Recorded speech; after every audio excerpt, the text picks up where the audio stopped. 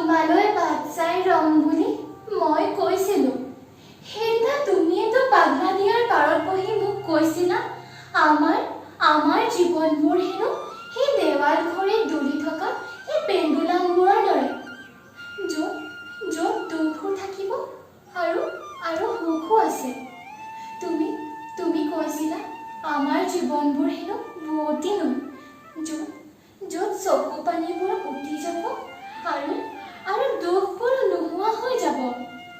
আৰম্ভ হ'ব এক নতুন হাঁহিৰে ভৰা জীৱন। তুমি মোক সেই জীৱনলৈ বাট চাই ৰবলৈ কৈছিলা আৰু কৈছিলা মোৰ এই আৱেগ ভৰা চকু পানীবোৰ মচিবলৈ হেনো তুমি আহিবা। তুমি আহিবা বুলি বাট চাওঁতে চাওঁতে আজি 40 বছৰ পাৰ হৈ গ'ল। মই গমকে নাপালো। হৌৱা শুনিছানে? তুমি শুনিছানে? সেই পাগলা দিয়াৰ কুলু কুলু শব্দ। তোমাৰ মোৰ দৰে অনেকজনৰ জীৱনৰ সাক্ষী এই পাগলা দিয়া। দেখিছা নহয়, নিখনকে নীৰৱে বৈ যোৱা পাগলা দিয়া সময়ৰ সোঁতত আজি হৈ পৰে অশান্ত। তুমি কৈছিলা তোমাৰ মনো আজি অশান্ত।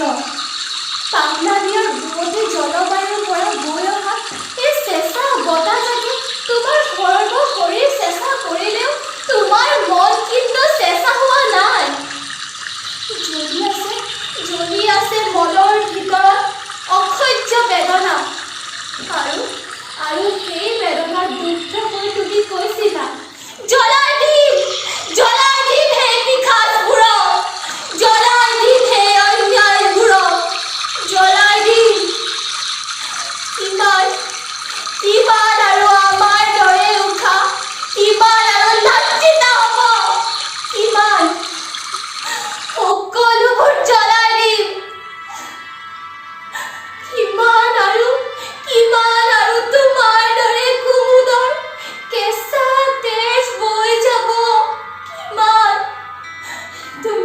তুমি জানানে সেই হাই বুকুত নিখনতে হৈ পৰিছে প্ৰবাল কুমুদ আৰু দিলীপ হতৰ তেজেৰে ভৰা ৰঙা দেহবোৰ।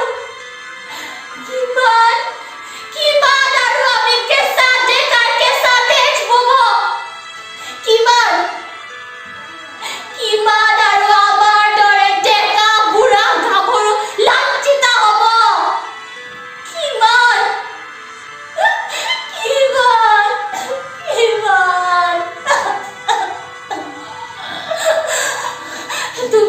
তুমি কৈছিলা জাতিৰ অস্তিত্বৰ ৰক্ষাৰ যুঁজখন হেনো তুমি সেইবাৰ আন এক ধৰণে যুঁজিব খোজা আৰু তুমি কৈছিলা এই যুঁজখন হেনো মসৃণ নহয়। তুমি কৈছিলা য'ত আছে মৃত্যুৰ হাত বাউলি। মই যদিও এই যুঁজত মোৰ